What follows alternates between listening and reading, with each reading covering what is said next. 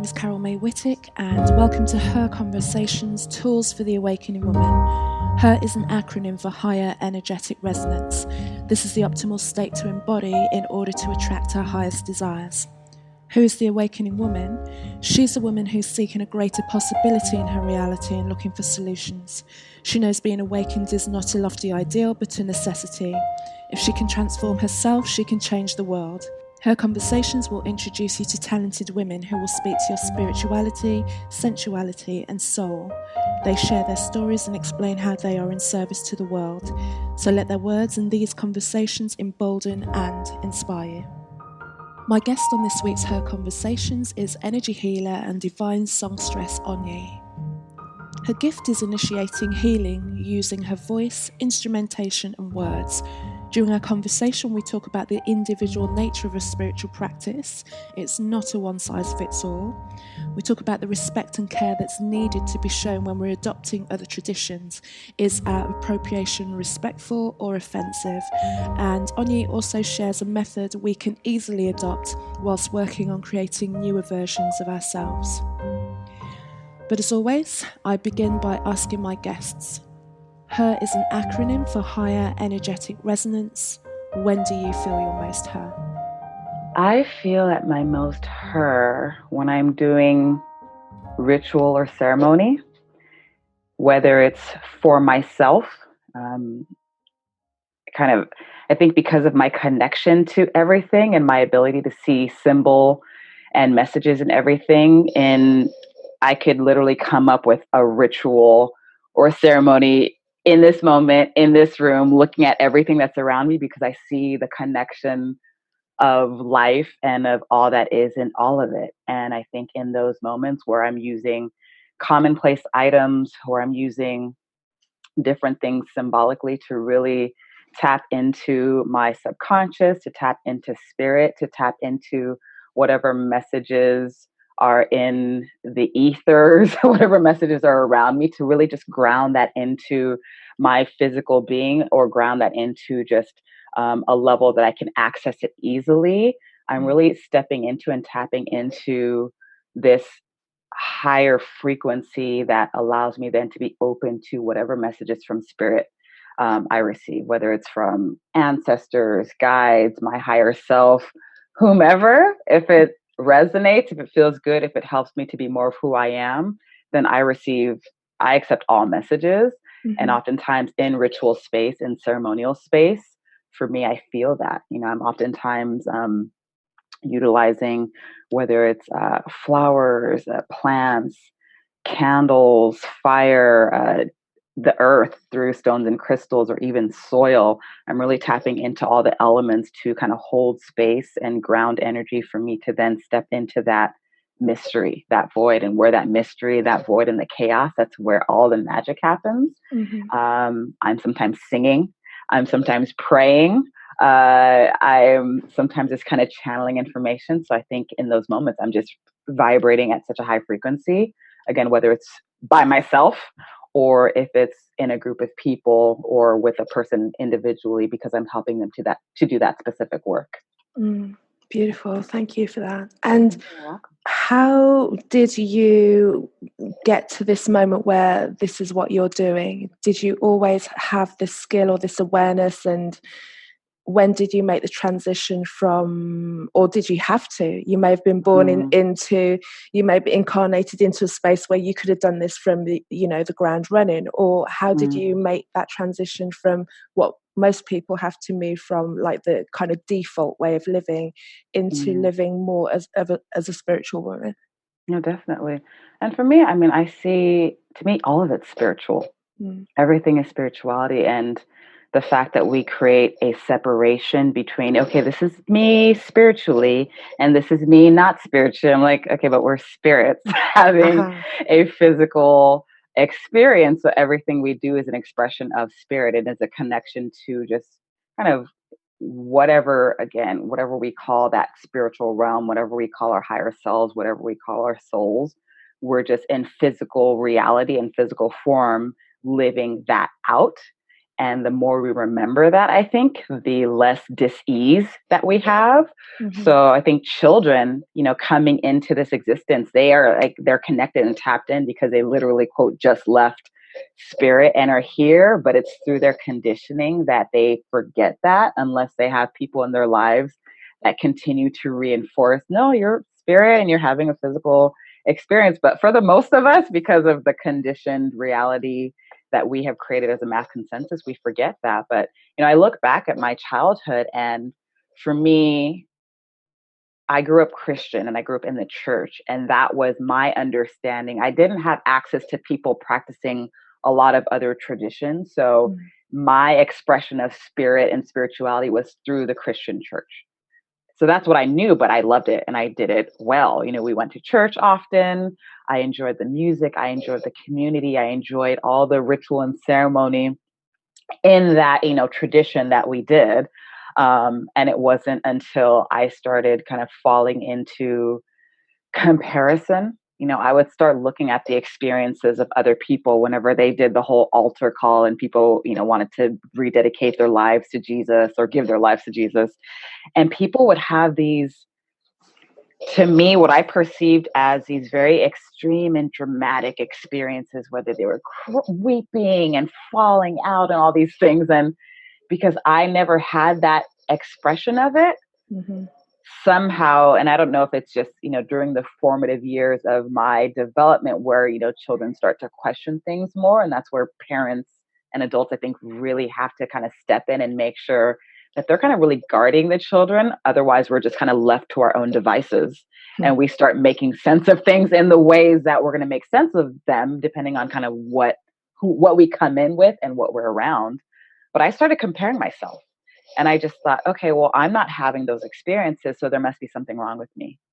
It must be because I'm not a strong Christian. It must be because I really don't have a connection to God, because I had an idea what that needed to look like, because it didn't look like other people. So my own choice as a child, out of my own sense of disempowerment, was like, I must not be connected because my expression doesn't look like that. So I think that kind of started the kind of, I separated from myself in some ways. Over time, other things happened to where I started questioning the tradition that I was brought up in as a young adult, as I went to college and started really getting in contact with and experiencing and meeting different people from different places. I started to see different expressions of connection with God and spirit. And even to the point where I was reconnected with a traditional West African practice that comes from my lineage or part of my lineage. And so through the reconnection to that tradition, through the understanding of and experience of and participation in ritual ceremony within that tradition, but also looking at it in other traditions and other philosophies and other practices, then I just kind of started tapping into a lot of it and really creating kind of my own personal ritual based on my understanding from those traditions, while also respecting and participating in kind of traditional rites, ceremonies from specific traditions. I have this thing about me where I participated and I follow and I respect tradition as it's laid out by those specific systems. And I, heed to their specific instructions and everything that they've laid out. And then there's a part of me that's innovative that kind of takes whatever I can in a way that I hope or that I confirm is respectful, to then create my own personal ritual based on things that are accessible to everybody. Everyone can go out and be with flowers. Everyone can go out and take some soil. Everyone can take certain things that remind them of kind of ethereal concepts, but kind of bring it into a place that's a little bit more grounded to then help open up that part of ourselves. So again, I think started out this way as a child, kind of moved away from it through adolescence, but then returned to it as an adult through my experiences and understanding and tapping into a lot of different reflections outside of me. Got you. And was there like a pivotal moment? Was there like a something that happened that made you want to really dive into and make this solely your work? Did you kind of spread out into more traditional ways of working and then kind of come back into it? What was your experience there? Well, I was introduced to Ifa. So that's a tradition that I practice. That is the main tradition that I practice as my foundation. And then I take bits and pieces that I learned from other traditions because it's all connected. But I was introduced to Ifa, to Orisha when I was a student at USC through arts, through music. And I was so shocked that I didn't know anything about this tradition, even though it comes from, a part of my lineage. And initially, it was mainly music. I really didn't delve into the spiritual, philosophical aspects of it, mainly through music. But over time, as I was meeting different people, started delving more and more into the philosophy, the spirituality, going to ceremonies, going to rituals. And then over time, joining a community of individuals with a babalawo or priest of Ifa here in Los Angeles. And so I would say, like my reconnection to Ifa, plus delving into just different ideas of spirituality, whether through the expression of looking at stones and crystals, of tarot cards and oracle cards, of just all these different tools that people use to tap into that metaphysical and those spiritual concepts. I would say that happened right around the same time in like my mid to late 20s or so. And as I was exploring different concepts and learning from different teachers about different traditions, I started tapping more and more into my own spirituality, tapping more into my own intuition. I started recognizing that I would get information in different ways, whether through just kind of looking at different symbols or objects, or just kind of hearing messages and speaking those messages. And as soon as I spoke them to people, it would trigger some sort of conversation that kind of helped me to see, whoa, I was hearing or getting something. It just took me to speak in order to really make that then manifest the way that I need to. But yeah, I would say kind of my mid to late 20s was when I really started delving into it. But even what precipitated that was just, I think, breaking away from the idea that the religion of Christianity was the one and only way, which happened early, like late teens, early 20s. Closing the door to that belief system then opened the doors to, okay, you can receive messages and be connected to God and spirit in all sorts of ways. I don't think if I had not done that, I don't know where I'd be. Mm-hmm. I can't say. There's so many different so many different ideas of what paths I could have taken, but I think certainly for me, the path of just really being connected to spirit from an authentic place, and from a place of openness, and from a place of inclusivity versus exclusivity, I think that has been and is becoming more and more and more my path, really. Perfect, thank you. And you're so about the music. How have you, when did music actually come into your life? When did you actually start to use it and perform and create, and then start to merge the two aspects of yourself? When did that happen? Yeah, I mean, I've been singing since I can remember. I have been playing piano for just as long. In fact, I think I remember more so when I started playing piano than when I started singing. I'd have to ask my mom if I was singing as a baby. I'm not really sure, but I remember singing in a play at church. I think I was 11 or 12, and someone commented on my voice. And that was the first time in that moment I had an awareness of how other people receive my voice. So it was, on the one hand, interesting. On the one hand, I created this interesting like restriction and anxiety about that, because all of a sudden, oh, someone heard my voice and they thought it sounded good. Now I have to be good all the time. So there, again, I created that idea for myself that kind of lasted for me for a long time. There's still moments where I can tap back into past versions of myself that judge my voice. But in junior high schools, I did choirs, and college here and there, I did choir. And again, actually, in that music class that I took at USC that introduced me to Orisha and Ifa, again, this Afro-Latin percussion instruments, we're blending, music and percussion, instrumentation, with also learning folkloric chants from the Orisha tradition as expressed through kind of the Cuban diaspora, Puerto Rican, and so forth. So I'm now learning to sing some of these traditional chants. My teacher, because I was a singer, he kind of singled me out I was like, okay, basically made me kind of a lead singer in many situations. So for me, learning the songs and learning how to do the calls so that people could respond was important. Learning how to play certain instruments while I was singing became really important. That got really drilled down into me. And as I met different people in different communities where this was still something we did, they could see kind of my skill and my knowledge and talent, and they would incorporate me in things that they did. A friend of mine asked me to be part of a Pan-African ensemble called L'Esprit d'Afrique. And so we performed. And again, I was the lead singer of that and the vocal director.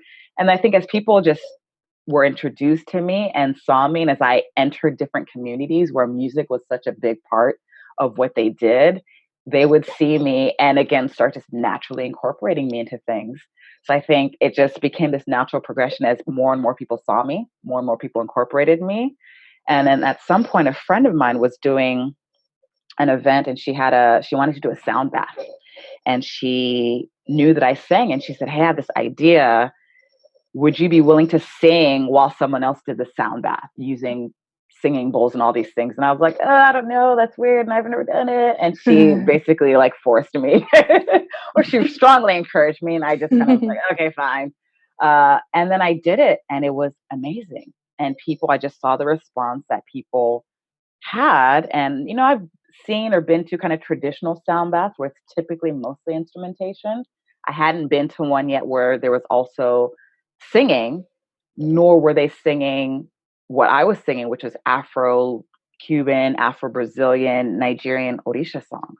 Mm-hmm. I was kind of blending different elements. And this went so well that I started thinking, this is interesting. Maybe let me start doing this a little bit more. And over time, I began incorporating it more and more in either standalone events or as an insert into different spiritual programs or other programs that people were having. And even just more social events or gatherings. Like I was moving with different groups of people that even though they were having kind of a more social, artistic, creative event, they still valued or were interested in incorporating something a little bit more, again, spiritual and incorporating what I did, collaborating with different artists that I work with and doing that as either an intro, like an opening to or closing of those events was just such a powerful experience.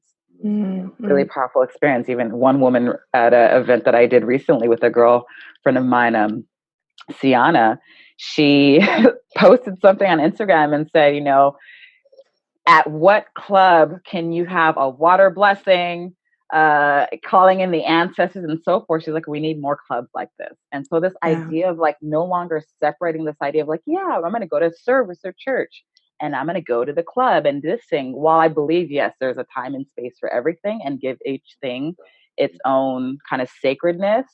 But I think we're finding more and more these days that we're starting to blend and integrate things. Like no longer is this idea of separation so rigid.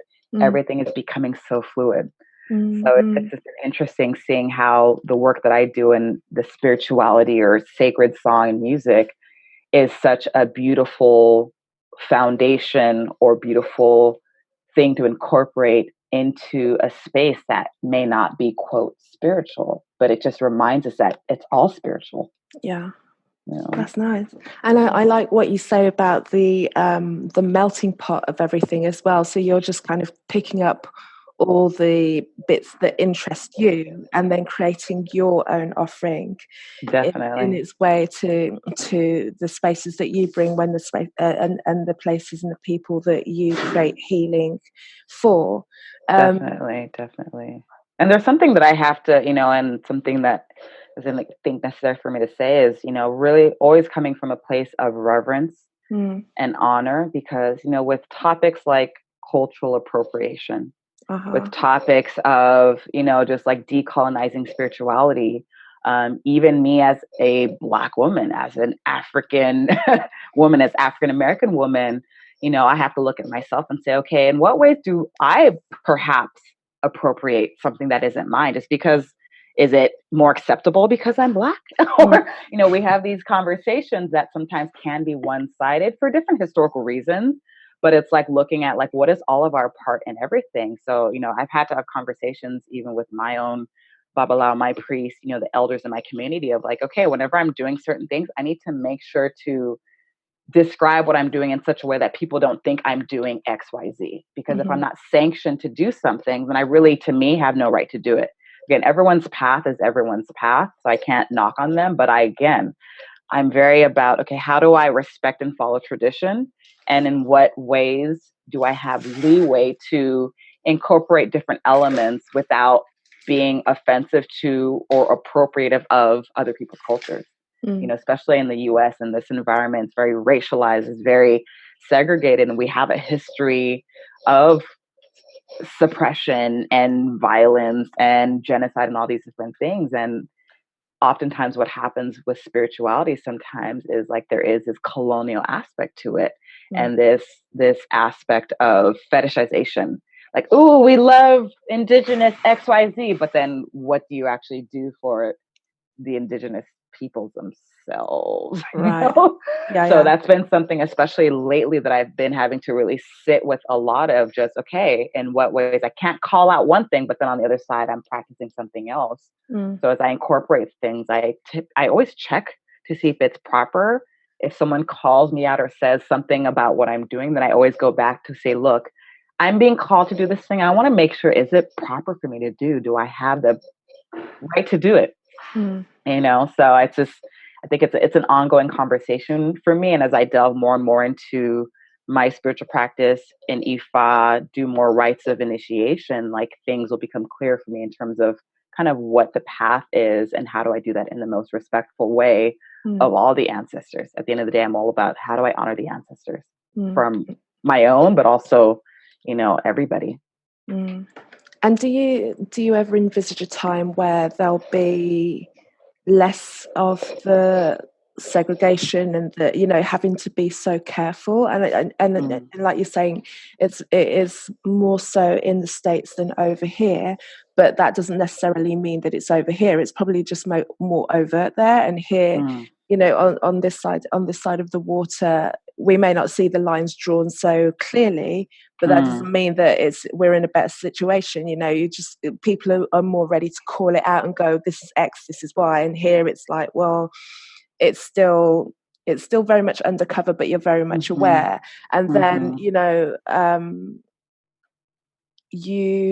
then it's like, from my point of view, I'm very much aware of what happens in the States, very much aware of the conversation that goes on, particularly on Instagram, in terms of spirituality and women of color and cultural appropriation, and how we kind of deal with privilege, and just opening up the conversation and trying to make it so that women of color can say how they feel, white women can ask questions, but also allowing the questions to be not so much that you have to then kind of re-educate somebody on the reasons why that there has been a problem or how they've benefited from the segregation. Whereas I find conversations that I have in the UK, it's almost that many are very, it's almost like a surprise. I think, they'll be like, well, I don't know if that's an actual thing, and it's like, it is. And, it's how to deal with the ignorance around it. And sometimes the ignorance is it's just literally, they have no clue. And then there's like they're aware, but they don't want to go there. It's, how far do you feel we are away from it? Our generation, the one behind us, where does it feel in your heart? That's a good, interesting question. I don't know how far or close we are, and I don't know if it's even a matter of how far or close in terms of having this destination of like, at this point, then we're going to be this and perfect. It's more, living in the moment.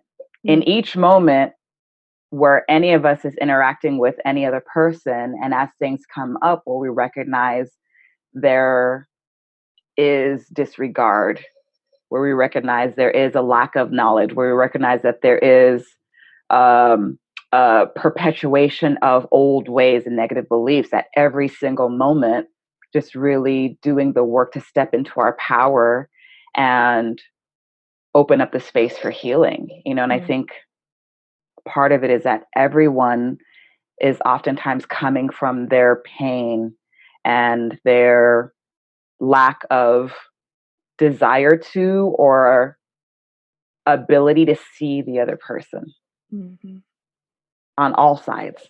Yeah. Someone can say, you're not seeing me and you're doing this thing to oppress me and my people have been oppressed. And the other person's like, no, but I am doing this. And like, I think you're oppressing me. So it's like we start just getting so loud and speaking from our pain and our inability to see the other person that the message just completely gets lost. Versus, something that I've been talking about lately and working on for myself and sharing with people is, again, this idea that in every single moment we're brand new. Like literally every part of us is new, right? Like physiologically, metabolically, chemically, all the different levels of us are new. And so any experiences that past versions of us that are not us have experienced are those experiences that belong to them. And in this moment as a new being, we get to make whatever decision we get to make from a place of power. And as those things get triggered, whether it's past versions of us that are not us or ancestors, as that starts gets triggering, it's like, okay, do we make the connection back to that person and bring it back into ourselves in a way that keeps us stuck? Or do we say, okay, I see this connection, that version of me or those ancestors are showing up because something was said where in the past they were violated, they didn't, recognize or feel empowered, or they were violated, so they maybe didn't have the opportunity to speak. So in this moment, how do I speak from my place of power, but also healing that ancestor, healing that past version of me, which then also gives the opportunity to the person I'm speaking to, because they're coming from their own ancestral pain and trauma. People that enacted violation, you're just as much of a victim of your own actions as the victims that your ancestors or victimized. Like we're all walking around with so much pain and healing. So it's like, as each person comes from their power and says, whoa, okay, this thing was triggered in me. I know it's not me because I'm a new person, but this conversation is something that I think we should have. And if you're willing to have this conversation and you're willing to move past your triggers of, fragility or guilt and all these different things, which maybe your ancestors held and that's coming up through you, let's have a conversation as the powers we are now in our wholeness to then heal all of that stuff from past versions of us and our ancestors. It takes like work and courage to do that. But we've just created this environment where it's just easier to just like bicker and, react and respond and from pain and anger and all these different things. But that doesn't heal. No. Doesn't heal. So it's just, again, my hope for the version of Earth that I, end up on is one where we all see our reflections in each other and have regard and honor and appreciation for our existences and see the beauty and the diversity. It's not about, oh, let's all blend into one. Like we just get rid of all these different, that's a weird idea to me. Like the idea that you have to be exactly like someone else to then not be like racist or sexist or like any other ist. Like, no, how about we all get to be unique and different, because that's never going to change. It's going to be variation because all parts of the earth are different. So naturally there's going to be different expressions. But how about we get to a place where we can appreciate the beauty and the intelligence of life to create such diversity and just see each other's reflections. And yes, I might want to engage in something you're engaging with, but hey, is it cool if I do that? I love this. If it's not cool. I don't need to do it that way. I can just watch you do it. And that's beautiful to me because I'm just in awe of it. I don't need to possess it in order to appreciate it. I can just be in its presence. Like to me, that's like where I want to be. So love it. And when we spoke before, and I'd just like you to kind of recap and just kind of re-talk about it. I referred to a post that you put on Instagram where you were speaking very much about naming a past version of yourself. And then when anything that surfaced in the moment that wasn't conducive to you creating yourself anew or moving forward into a better self, attributing it to that past version. Can you just kind of like elaborate a little bit more on that, how that came to you? Because I just thought it was an amazing thing to do. It requires you to be very vigilant, especially in the beginnings, you know, because it's something that really rang true for me even before I got to speak to you. And then after we spoke again, I'm like, okay, when I remember to do it, let me try to do that thing. And it really, you're literally slicing the seconds down, the milliseconds down to be like, am I, you know? Yeah, literally. Yeah. Literally. You know, I listened to this man named Daryl Anka who channels an energy or entity called Bashar. And one of the things he says is that, you know, we're shifting through multiple dimensions, like billions of times per second. We're changing constantly, like every single moment, different person. Even if you were to look at yourself in the mirror from moment to moment and really detect the subtle changes, you would see the difference. And, you know, he and other people say, you know, any change is a complete and total change. So you're literally on every moment a different version. So then why is it that we continue, if we are different versions at every single moment, you know, why is it that we continue to act as if we're the old versions of us that technically are not even really us anymore? They're kind of other beings or other people, reconnecting to them in a way that doesn't serve us. You know, there may be a need, depending on, again, what your theme of exploration is, what your path is, to make that connection again, to bring it through you again, because doing it that way will actually help to heal or help you to step into your power more. That's one thing. But oftentimes people continue reconnecting themselves back to their pain, back to their trauma, back to all these things, bringing it into themselves as if they're that same person experiencing that thing over again and have no agency or power. And so what I had done is I was co-facilitating a workshop, the Word Life Astrology Workshop in Sedona, run by and created by a woman, Sonia Marie, who's an astrologist here in Los Angeles. And the activity that came to me to do with this group of women, where we were looking at the root chakra and just like the foundation, all these things, was to give a separate name or names to past versions of yourself, or look at the collective past versions of you from birth until, again, you know, this new version of yourself, which you keep that name, whatever name you have is your name, but the past versions of yourself, to really create a material, like tangible as can be, representation of the fact that they're completely different beings. Give them either separate names, maybe from, you know, 1 to 10, you're this name, and the other stages you're that name, or just collectively, I'm going to call that being this name. Give it a separate name so that every time you're then in this present moment being the different person, something's triggered. Someone says something and then it triggers a old belief that, you know, past versions had. Rather than saying, oh, I, as this version, am triggered, you say, oh, Sally has just come up. Okay, Sally has come up. This is what brought Sally up again.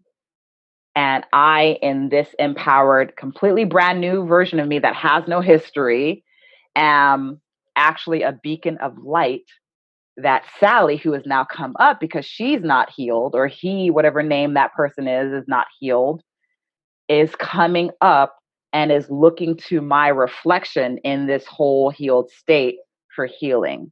So in what ways am I going to act to reflect back to Sally the empowerment that Sally has to actually heal or make whatever decision that Sally wasn't able to make, or didn't feel empowered to make, didn't believe she was empowered to make in that moment. So at every given moment, rather than bringing back Sally's pain, trauma into you, you're literally separating yourself and say, okay, Sally's come up again. How did it come up? Okay, now how will I act to then create a pathway, or to continue on my pathway of wholeness and healing that then helps Sally break through whatever negative beliefs have solidified in her. And the more I do that, the less Sally comes up, because she's healing through my reflection constantly. I like it. It's a good one, and it like I said, it takes a real moment of being like aware of every single moment, like every single thought. Because I mean, would you even go as far as to like change the way that you dress or things that you eat, or could you take it to that level? You could take it to whatever. To me, and again, this is for me the power of personal ritual. Let's call that a ritual. We created a naming ritual to name past versions of ourselves. What ritual? Bashar calls them permission slips. Basically, we're powerful at the end of the day. And I have writing a reflection about looking at power, this idea of what power is versus what it actually is. There's this kind of belief that power is something to have, and you either have it or don't have it. And it's like, no, like you always have it. It's just a matter of how are you using it. People can use their power to feel disempowered, but you're using your power to do so. People can use their power to feel disconnected. We're always connected. We're never not connected. But if for whatever reason you have this idea that you need to understand and learn what it feels like to be disconnected, you're using your connection and your power to create the experience of disconnection and disempowerment. But you're using your power to do it. At the end of the day, we all have power. We all have permission to be who we are. Yet we might be drawn to different things, whether rituals, whether other tools, physical or so forth, to help us remember that we already have the permission. So I say, create whatever that is for you.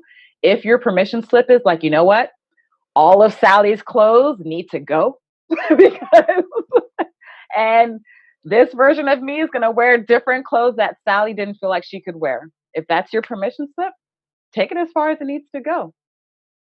Take it as far as you need to take it.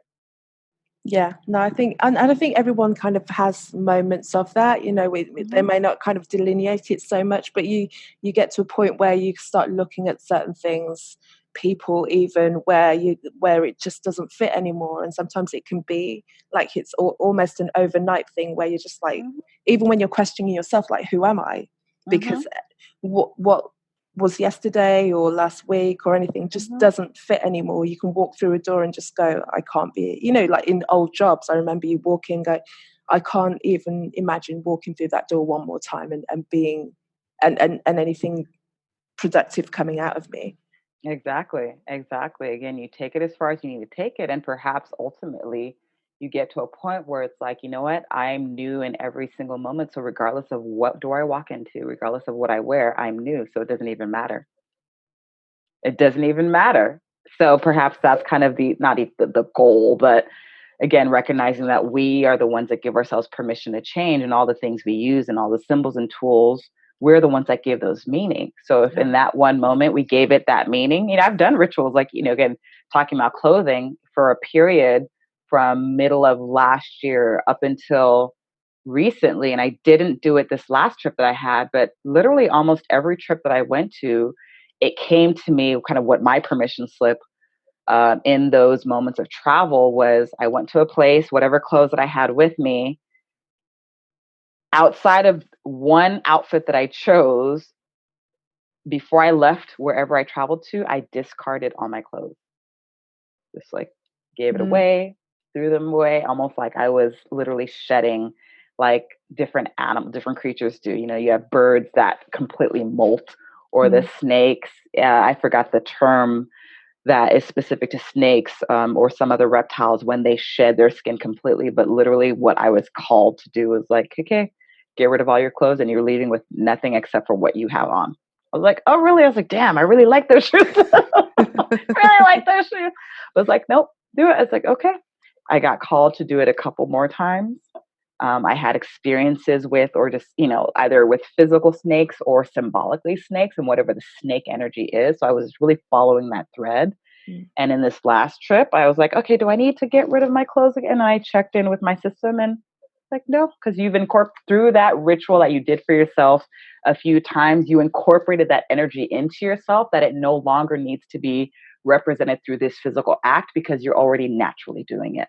So the process of ritual and creating a ritual and doing tangible things is to really get yourself into that energetic state, that state to remind your consciousness that it already knows how to do that. But because we have our egos and our personas and all these different things, we kind of need those physical like movements and actions and sometimes objects to really remind us. But then past that point, because your spirit has now like just become accustomed to doing that, you just automatically just contain it within you to where you kind of drop those rituals and tools. You kind of don't need them anymore. Mm-hmm. So I have, yeah. No, it's fine. I was just going to say I haven't listened to any Bashar work for a long time, actually, and there was a period of time where Bashar was my being of choice, right? Because I really just liked his humor, the way that he presented it. And are there any other people or channels that you really got something from? I've listened to Abraham Hicks every now and then. I would say a lot of the people that I listen to are kind of people that are in my life immediately. My priest, Awo Fashegun, who's a Babalawo here in Los Angeles, who was initiated in Nigeria, who's from the States, African-American from the States, initiated in Nigeria, and really has this strong connection to Nigeria and kind of goes back and forth, but is drawn to different traditions within African traditional practices, but also he's a martial artist. So I really love his teachings, and I love his breakdown explanation of teachings of just traditional Ifa texts. I really love listening to him. His daughter, Iya Fayomi, she's a priestess of Oshun, in addition to other energies or deities within the tradition. And I love listening to her, again, express her understanding and knowledge of Ifa, of spirituality. I love the combination of the two of them. They're a father and daughter run community, or Ile. Ile is the word for house in the Yoruba language. I listen to different things that I have a good friend, my sister, Sanyu Estelle. She calls herself the word witch. She also practices, she follows the Tao or Tao. She is a reader. She's an amazing spiritualist, and I'm not even giving her justice in terms of how I describe her. I listen to and read a lot of what she posts, and we have amazing conversations about everything from Ifa, Bashar, racism, sexism, all these different things. Another friend of mine, Jeanette Lewis, she's an astrologer. She's a spiritual, warrior, practitioner, all these different things as well. So she does amazing work. So there's a lot of people that I listen to that, maybe a lot of people listen to, but then I find so much wisdom and knowledge within people that I just am surrounded by in life. And they have so much wisdom as well, my contemporaries. Beautiful. And I have to ask you about your music. What are you doing in terms of, are you writing more? Are you performing more, like original or a combination of channeled works? I want to know about your artistry and your music right now. It's a combination. So I do a few things musically. Every now and then I'll just think, oh, I need to do a show. And so I'll bring together a few musicians and take some material. Sometimes it might be covers of kind of popular songs. Sometimes it might be traditional folkloric Orisha songs. So I'll incorporate those either in a very traditional style or kind of a blended style that I create, or some things that I've done or have created originally. So it'll be a blend. It's been a while since I've done that, so I need to come back into that myself. I've been taking my time in terms of recording some things that I composed a while back, and then just wanted to give it a more professional finished touch. So the plan is to have that music available before the end of the year. So kind of one project that I'm working on is really looking at my interpretation of some Orisha music, specific Orishas that were kind of influential in the beginning of my introduction to Ifa, and also energies or deities or Orisha that I'm connected to very strongly. So just wanting to honor them and honor my ancestors, but also the ancestors of the groups of people that I really learned from when it comes to this tradition. And so I am recording a handful of songs and then just some kind of interludes explaining my connection to those deities. That's kind of one project that I have. And then I have another project with a man named Tristan de Liège. I'm probably butchering his name because it's It's French. She's from Belgium. But just, something about our collaboration really kind of tapped into this like really interesting aspect of my creativity. So he's this amazing composer, amazing bass player. And he just really wanted to collaborate once he saw me perform with a friend of mine, my friend Sienna. So we've created some music, and we're going to touch base pretty soon again to kind of wrap up some of that music and kind of see where we take it. It's slightly electronic, slightly fusion. Like, he really enjoys African music from different parts of Africa, and just world music, just music from all around the world anyway. So he brings a lot of that influence. And then the addition of my voice, either singing in English or singing in other languages, just creates this really interesting blend.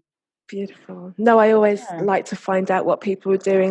When I was just doing a little stalk of your Instagram, I saw you like mic'd up and sitting behind a piano, and I just like was having major FOMO. I'm like, oh my God, I know what that feels like. How good that feels to sit there and just play that's why I'm just always kind of digging into like finding out what people are doing, because I'm feeling the call to like get back into it again, because there's been a period of time where it's just not happened, and then it kind of got pushed back because I kind of got burnt on a project and I had to nurse myself through it, and that kind of like gentle artist heart. And now I know it's back because I listen to music and I imagine myself playing it, or I start I'll tune into like the bass, or I'll be listening to the keys or what they're doing, and it's like, oh, I need or even the sing, just like breaking it down like I'm in the studio, so I know that I'm missing it, because I'm just like that kind of it's like, remember us? The time to lick your wounds is done. So it's like when I see other people getting into that creative stuff, I'm like, oh, I know what that feels like, so it's just great. Tapping into that, that's the part, again, and I do this myself, where it's like, I know I should be singing, I know I should be dancing, I know I should be drumming. Why am I not doing it? Why am I torturing myself by not doing the things that I love? And, sometimes when we get into these spaces where we're, you said nursing your wounds, or kind of healing from something, it's like what we forget is that these things that we do help us heal. So it's like, this is like the best time to like Isn't that so true? And I when I think about it, the times that when I'd have a bad day and then I'd go home and play the piano for like a couple of hours and then go to bed and feel better. and yet I feel, just taking a break from it will actually make me feel better. And it's like, actually, no, it's not actually the way it works. But but then maybe sometimes, that space apart, that yearning, that reminding yourself of how good it feels, and then when you go back to it, it's like, oh my God, I haven't sung for ages, the muscles need to start flexing up again, all those good things, because I still get the opportunity to help other people with their vocals. So it's when it's being able to hear someone and I don't want to say correct, but guide them into a technique to kind of like assist them through it. And then you're like, actually, I know quite a bit about this stuff. Why am I not doing? It's all of that kind of remembering and bringing all of that together. So it's just nice to kind of like just be around another artist for a little bit and just watch their process and find out what they're doing. And just, even the bit where you just like, oh, I'm just working it out. I'm like, I even like the working it out bit, the bit where you're scratching around and trying to get it right. And just, it's all the process, and again, we forget. I guess we've decided that that's how we are going to live in this earth plane is, we create the idea of forgetting ourselves so that we can remember ourselves again from a different perspective. So it's all process. It's all about the process. For sure. And I know when I come back, it will be with added experience, so, and it's been, we've been away too long. So it's like, who are you today? Who are you? Music is like, who are you today? And how are you going to utilize me today? And also as well, I'm feeling less of a, because there used to be so much judgment, of my own self. It's like, when you're saying about, is my voice good? Now that people have actually brought attention to the fact that they're hearing and feeling something from it, then the need that you think that you have to kind of hit that level every time, even though, your voice is never the same every day, because some days it's not. Some days Mhm. other things are happening that don't allow you to be so free and open with the voice. And if you do a gig where people don't clap as hard, does it mean that you weren't as good? You know, Oh all of yeah. the all.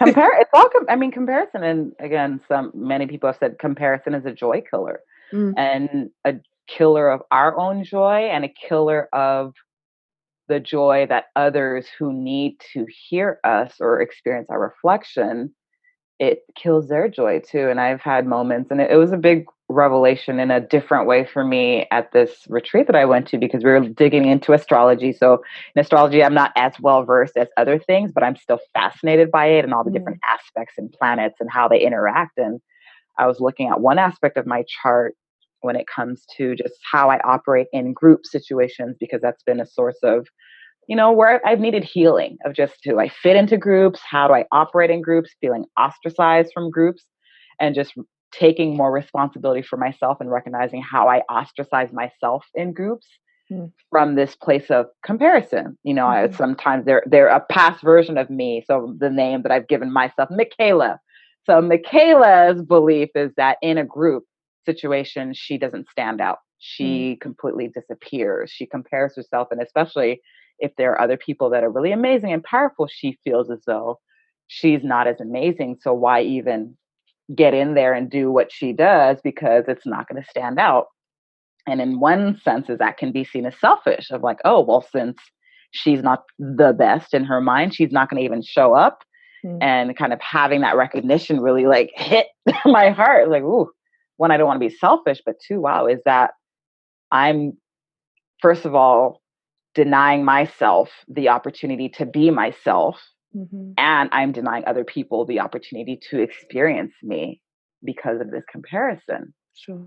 And it's like, and we've just, especially as women, I think, and people in general, as human beings, but women especially, there's something we've created in our mass consensus where like you have to compare and one has to be better than the other, versus why can't we all equally be amazing, and we all get to kind of ping pong off of each other's amazingness and see each other's amazingness. And one person being amazing is not taking away from another person being amazing, For you know? sure. For sure. So, yeah. Beautiful. Fantastic.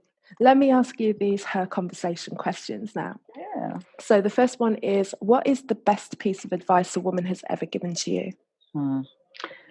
So I had the opportunity to meet the ancestor now, Maya Angelou, a few years ago, and at an event. And she was sitting down in a chair, and I went to go take a photo with her. And I went to, I think most of us do this. I went to kind of kneel down or bend down a little bit so that I could be, at her level and taking the picture. And she just looked at me. She's like, no, no, no. She's like, don't ever bend down for anybody. Hmm. Received. Whoa. Yeah. Like, don't ever, even in something as kind of seemingly innocent as a photograph, like, Mm-hmm. do not ever bend down for anyone. Do not lower yourself in Mm-hmm. order to, match someone. It's one thing to kind of meet people where they're at, or to understand where people are at, and to give them that freedom to be where they're at, but to also just maintain your own frequency and vibration. Mm-hmm. I And it's hear like, that, wow. and somebody said that to me recently as well. And I thought I was doing that because I'm quite tall, and Mm-hmm. it was a group of us who were taking pictures of, like, there's everyone's up and down, and there was a pavement, and there was a part where a tree was planted, and there was like a step down. So I kind of like stepped down into the step and did this crouching thing, because I'm used to always being like this much higher than everyone in pictures. Yeah. And I got told. It Hmm. was like, what, like almost the same thing by a friend, just like, what are you doing? Yeah. Yeah. Just And it's so stand. automatic. It's Yeah, so automatic. yeah. So I hear that. Yeah. I got that one recently as well. So it's an amazing, when it comes to you, just like you're not aware that you're thinking, how many times do I do that? Mm-hmm. And there's no one with the foresight to Mm-hmm. tell me to don't do that. We're so expansive and we're these amazing beings, yet we have chosen to completely constrict ourselves into these tiny, restricted spaces. Mm-hmm. That again, the idea that we're all powerful, yet we use our power to do what we do. It's like that takes a lot of energy to restrict yourself and to make yourself smaller than what you are. Mm. And it's like, wow, like if we only realize that it takes way less energy and effort to just be who you are and be in your tallness and greatness than it does take to crunch and crouch down. It's painful to do that. Literally painful. Yeah. My analogy of that was it's like trying to put a duvet cover into a matchbox. That was, when I had a realization of that a while ago, of when I was realizing it takes so much energy to pull this thing down and scrunch it and make sure that it fits and everything goes in there. And like you said, if you just kind of flap it out and let the air go through it, what is it? Ease. Yeah. Yeah, we're funny people, humans. Yeah. But interesting all the same, huh? Mm-hmm, indeed. And what woman represents higher energetic resonance to you? Oh my, so many people. I've named a few of the women. So my good friend, Sistar, Sanu Estelle, my friend Jeanette Lewis, my friend Sienna, my sisters, my mother. I would say all the women that I have attracted to me in this incarnation represent that energy to me. And I know everyone is doing the work that they're doing, is doing the best that they can. And different people kind of have moments where, sometimes they are experiencing moments of dis-ease, or really, again, maybe stepping back into prior versions of themselves, or bringing into their current version, like aspects of themselves, to continue to heal those versions and to step more and more into their power. So everyone, we're all experiencing what we're experiencing, but I'm fortunate to be able to witness that process for all of them, while also going through my own process, and forgiving myself whatever ideas that I have, or beating myself up, or thinking I should have known better, done better, like all these different things that come up. But even I'll include myself, like I think I'm stepping more and more into that that place, because I'm just allowing myself to be more and more of who I am in every given moment, and working to not judge what that is, working to have compassion for who I am in every given moment, working to see the comedy and humor of what I do, or what past versions of me have done. Like, oh, that's funny. Remember when I did that? I remember when I thought that. Okay, that was cute. Yeah. But just lightening up. And so I think because I am committed to that work, then who I attract into my life is a reflection of that, or helps me to do that more and more. And I help them do that more and more. So I can't even choose just one person. It's, I think, so many people that are in my life right now. Good. And aren't we lucky to have that? Yeah. Exactly. And what's your favorite self-care ritual or practice? I like to adorn myself. I don't wear a lot of, and I sometimes refuse to call it makeup, because I don't feel that we're making up for anything. That's a lie. We're not making up for anything. We can enhance things. Mm-hmm. Some people choose to hide things. Some people choose to not hide things. So that's whatever choice you make. But we're not making up for anything, because we are whole and complete as is. But I like to adorn myself using paint. I use tribal markers often. And so I will do sometimes kind of what I call simple dots, sometimes other geometric shapes, sometimes other shapes that really are just an expression of whatever energy is coming through me in the moment, or whatever design I've envisioned prior to even starting. So that's something that for me is fun. It's beautiful, and it's interesting to see what others receive from it, because people always ask me, oh, well, what does this design mean, or how, like, what's the significance of this number of dots? And I'll always flip it back to them. So there's always that sense and that practice of reflection, because they're responding from their self. Something was triggered within them, or brought up within them. So I say, well, you know what, it just expresses what I feel in the moment, but what do you see when you look at it, and whatever their explanation is just gives me a little bit more insight into kind of where they're at, or just again whatever my reflection helped them to remember about themselves. So that's one of my favorite self-care rituals. Beautiful. What do you use for it? Is there any particular So thing? yeah, so the brand is Tribal Markers, and this Mm. man named Amir Magal, he created these markers and created kind of a system of doing the adornments that combine, I believe, Hebrew calligraphy and other kind of designs and other shapes. And I think he studied kind of different forms of body adornment and body markings from kind of different cultures. So he kind of incorporates a few different elements into kind of his trademark and his teachings. And so I purchased the markers from him. I've taken some classes from him, but I've also just kind of created my own way of doing them that tap into, I mean, we can go as far out as we like to, maybe different kind of, systems and beings and like galactic heritages, or even just my more immediate ancestry. I'm very African. So I have, my family's Yoruba and Igbo, more immediately, but then in doing some DNA testing, it's like there could be other kind of parts of Africa that my genealogy contains. So, adornment, scarification, although I don't do any scarification on myself, but adornment, kind of adorning the body or using adornments in ritualistic or ceremonial aspects is something that is common to many Africans, kind of, traditionally, ancestrally, and other indigenous peoples from different parts of the world. I'm very connected to just energetically just indigenous people. So I think that element of just adorning the body, of really kind of marking onto your vessel, like you're creating, it's almost like little like landing sites for just whatever energy is around, to then I think really encapsulate you, or just whatever energy you are feeling and expressing can kind of have a way to come through this kind of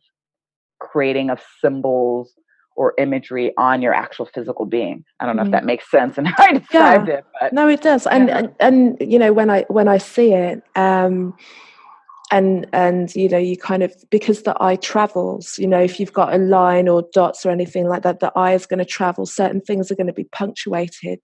So it feels to me like, here's my personal opinion, it feels to me almost like an energetic kind of contouring. How the girls are doing, like they're kind of like doing all these like layers and layers of makeup, so complicated nowadays, so it's a lot of work. I'm like, ooh, that I know, like a different person completely. When I don't wear makeup at all, but sometimes I like to watch these YouTube videos because they spend a lot of time. It's a whole thing, and it's hella expensive if you really look at what they're putting into it. But when I just see someone who has that markings or adornment, it does create a kind of movement, if the lines are going this way, if you're kind of like accentuating the shoulders or like movements in the back or areas around the face, your eye will travel more so than if you just looked at somebody who was barefaced. Not that you wouldn't see certain things, but then it just brings out other sides of the face, so it's great to sit and just kind of look at. But it's my opinion. Yeah, no, definitely. I hear that, dude. Yeah.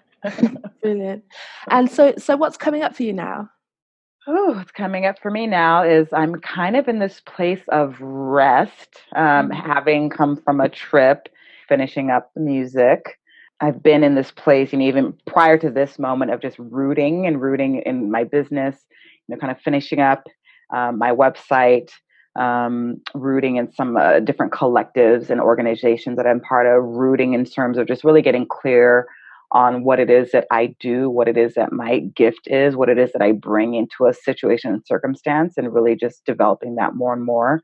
So it's been like rooting and resting and letting go of a lot of things to make room for other things. But yeah, just really, and also traveling. I mean, I love to travel. And so I've done a little bit this year. I kind of took a break in the beginning of the year, but things are ramping up more and more, so that I think will continue from here on out. And really just encountering different parts of Earth, different peoples, different energies, and also just meeting people. I think one of the things that, unless you have a following of so many people, sometimes people don't know who you are. So for me, it's like, how are people going to know me if I don't like go out there and just go meet the people? And so just really saying yes to a lot of different things and just doing different events and saying yes to when people ask me to do workshops or yes to sound healings or presentations. So I'm just getting out there and meeting people. So, if folks are interested in seeing more of what I'm doing, I have my calendar on my website. I post things on my Instagram, whether it's events that I'm doing or even just series that I'm doing on Instagram where I'm asking questions and getting feedback. So it's, you can kind of see what I got going on through different avenues. So perfect. And just referring back to your online space, can you just let everyone know where to find you, website? Yeah, definitely. Media? So I'm on Instagram and my handle is at ONYI.love, and that's ONYI.love. And my website is www.onyi.love. So yeah. Thank you. You're welcome. So this is it. We've come to the end, and Wonderful. I just want to say thank you so much for accepting my call of bringing you onto her conversations. And thank you. You're welcome. Thanks for calling me. Yeah, no, I'm always, it's part of the her. It's just like me on this quest for just interesting women in the world, and it's forces me to just keep looking out for women who are doing interesting work and just examining the way that they're showing up in the world and what they're doing and hearing their stories. And it allows me, and I do travel actually, but it allows me to travel into different worlds and understand so many different ways of doing things and how we're all putting our individual stamps on there. But it's brilliant. It's great for me. I learn so much every time. Beautiful. And you share so much too, so people are learning from you. So that's beautiful. That's perfect. Well, thank you again. You're welcome. Thank you so much, ONYI, for joining me on this episode of Her Conversations.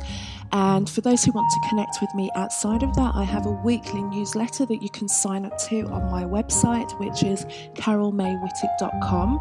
That's carolmaywhittick.com. You can also follow me on Facebook under Carol May Whittick and on Instagram, which is Casmic. So that's at CAZMICK. Have a great week, and until the next episode, bye.